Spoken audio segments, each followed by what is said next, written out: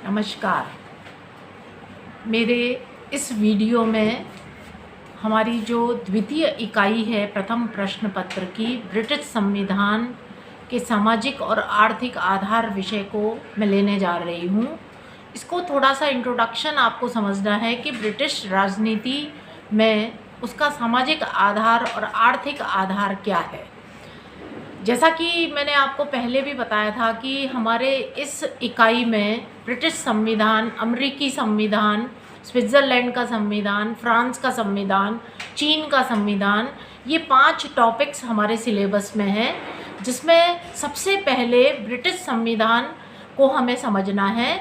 और ब्रिटिश संविधान का महत्व आप बहुत ही अच्छे से जानती है कि अति प्राचीन संविधान माना जाता है और इसका व्यापक प्रभाव सभी इस संविधान का व्यापक प्रभाव सभी देशों पर पड़ा था। ये समझने से पहले हम थोड़ा सा देखें कि ब्रिटिश संविधान के सामाजिक आर्थिक आधार क्या है।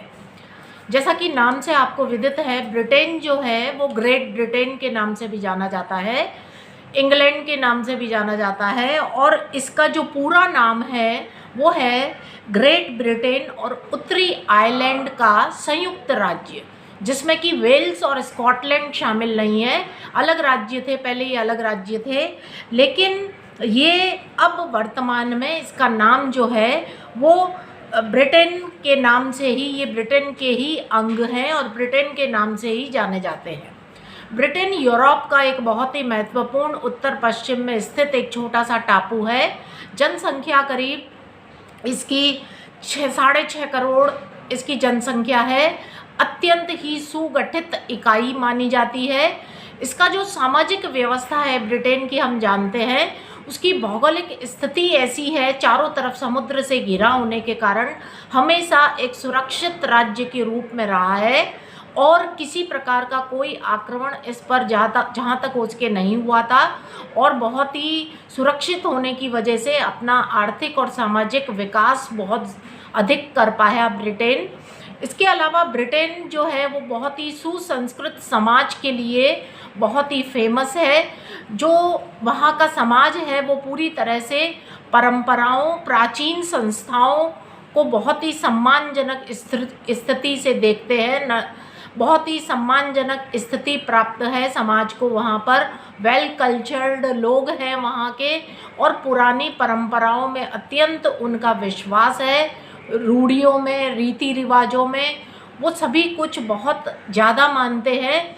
और जो समाज है, अनुदार समाज है, जो उनके यहाँ जो व्यवस्था है वो पूरी तरह से, हम जब आगे पढ़ेंगे तब देखेंगे, बहुत ही अधिक संविधान में जो प्रभाव देखने को मिलता है वो परंपराओं का है। उसका विकास समय समय पर परंपराओं का विकास होता रहा और वो शासन के आधार बनते गए। इसके अलावा जातीय एकता की भावना दिखती है ब्रिटिश समाज में। धर्म प्रधान समाज है और इसके अलावा जो ये शिक्षा का जो प्रभाव है, बहुत ही शिक्षित समाज कहा जाता है।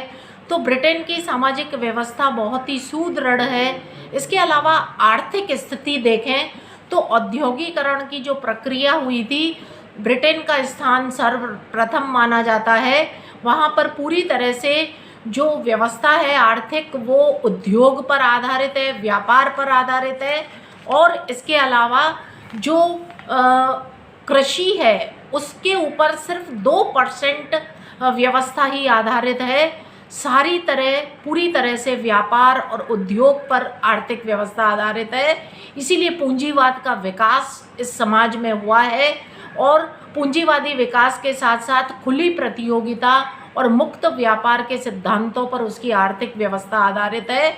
व्यक्ति को पूरी तरह से स्वतंत्रता प्राप्त है, किसी भी प्रकार का कार्य कर सकता है, राज्य का किसी प्रकार का कोई हस्तक्षेप नहीं है। इसके अलावा लोक कल्याणकारी राज्य की अवधारणा को अपनाया गया है और जो उद्योग और व्यापार है वो पूरी तरह से अर्थव्यवस्था को संभाले हुए है। पूरी तरह से अर्थव्यवस्था जो है वो, ब्रिटेन का जो व्यापार है वो बहुत ही अनुकूल वातावरण ब्रिटेन का है। और उसके लिए उद्योग और व्यापार पर आधारित पूरी तरह से आर्थिक व्यवस्था को संचालित वहाँ आसानी से किया जा रहा है। ये एक छोटा सा आपका जो टॉपिक है सामाजिक आर्थिक आधार, उसको समझने के बाद एक छोटी सी चीज़ जो ब्रिटिश संविधान में हम देखते हैं कि इसका संविधान का महत्व क्या है। सिर्फ 4 या 5 पॉइंट्स में मैं आपको बता देती हूँ कि एक तो ये सबसे प्राचीनतम संविधान माना जाता है, सबसे प्राचीन संविधान है जिसका कि पूरी तरह से विकास हुआ है और एकमात्र विश्व में विकासमय सिद्धांत का उदाहरण है, अलिखित संविधान का उदाहरण है। किसी भी प्रकार से इस संविधान में कोई लेखबद्ध कोई भी चीज़ नहीं है, कोई भी लेख पत्र उपलब्ध नहीं है, संविधान सभा ने इसे नहीं बनाया है, विकास का परिणाम है, अलिखित है। और चौथी बात, ये स्वतंत्रता का प्रतीक है और विश्वव्यापी प्रभाव ब्रिटिश संविधान का हम देखते हैं। तो ये बहुत महत्वपूर्ण 4-5 बातें हैं जो कि ब्रिटिश संविधान को अत्यंत महत्वपूर्ण बनाती है।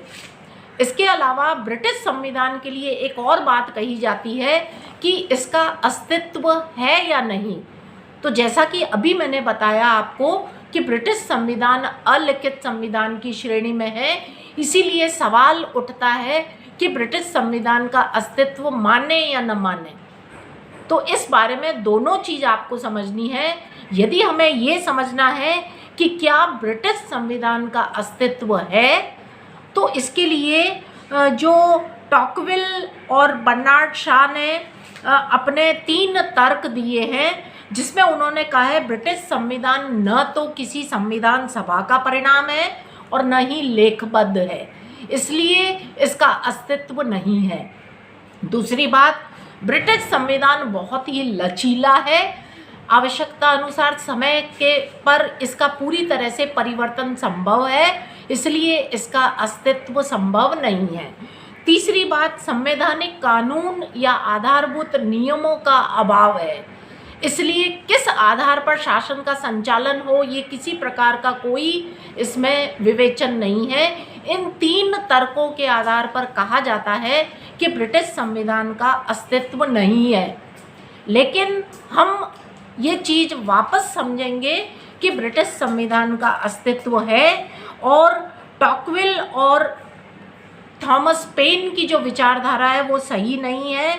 उसके अस्तित्व को स्वीकार करने की कुछ बातें इसमें सम्मिलित है, जैसे पहली, लिखित और अलिखित संविधान का जो भेद है वो बिल्कुल अवास्तविक है। ये इसमें आप ये बताएंगे कि कोई भी राष्ट्र ना तो पूरी तरह से लिखित संविधान को अपनाता है, ना ही पूरी तरह से अलिखित संविधान को। उसमें जो अंतर होता है वो पूरी तरह से सिर्फ मात्रा का अंतर है, प्रकार का नहीं। दूसरी चीज़, ब्रिटिश संविधान का अंश लिखित है, कुछ अंश हम देखते हैं कि कुछ आधारभूत नियम हैं, जैसे कि 1215 का मैग्ना कार्टा, 1628 का अधिकार याचना पत्र, 1689 का अधिकार पत्र, 1920 का स्वतंत्रता अधिनियम और 1947 का और 1911 और 1949 का संसदीय अधिनियम। तो ये कुछ उदाहरण हैं जो कि ये शो करते हैं कि ब्रिटिश संविधान लिखित है। तीसरी चीज़, ब्रिटिश संविधान सिर्फ सिद्धांत में ही लचीला है, व्यवहार में नहीं है। और चौथी बात, ब्रिटिश संविधान में शासन के कुछ आधारभूत नियम है।